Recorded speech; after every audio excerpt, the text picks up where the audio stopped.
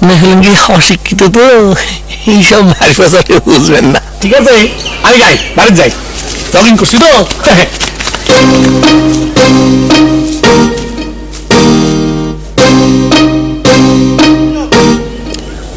কেমন তুমি ছেলে, বাপরে কয় অশিক্ষিত, খালি ইংরেজি জানা কিছু কই না, নাহলে থাপড়ায় দাঁত ফলায় দিতাম।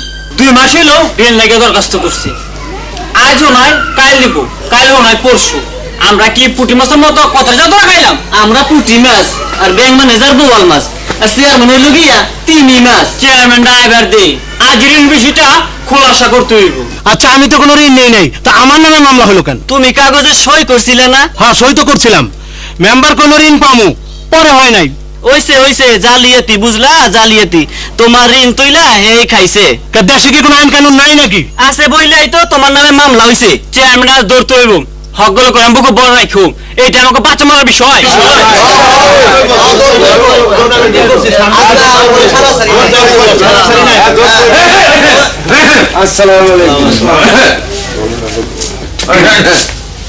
এত ঘোট পাকাইতেছে, ঘটনা কি? সবাই তো একেবারে দলে দলে, কেউ কি ঘোট পাকাইতে চায়? আর যদি কারো ইচ্ছা থাকে বলেন, থানায় নতুন ওসি সাহেব এসছে, একটা কয়ে দেবে না, ডাইরেক্ট 14 শিখ। মতি, জি তুমি থামো, এরা তো সব আমার ভাই বেরাদার। হ্যাঁ বলেন বলেন, আপনারা কি বলতে চান বলেন। চেয়ারম্যান সাহেব, আমার একটা কথা আছিল।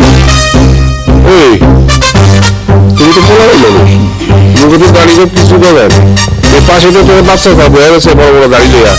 হ্যাঁ, এরা তো ভালো পারতেছে না, কি ভালো হবে? এই চামড়া, এই চুপ কর, চুপ। আমাকে ব্যাংক ঋণের বিষয়টা, কোন বিষয়টা জানি?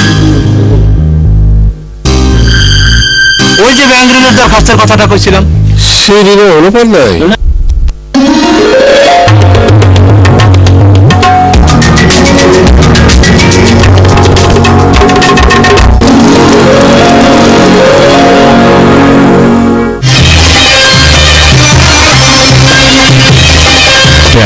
আজকের সিরিজের শেষ সময়সূচি।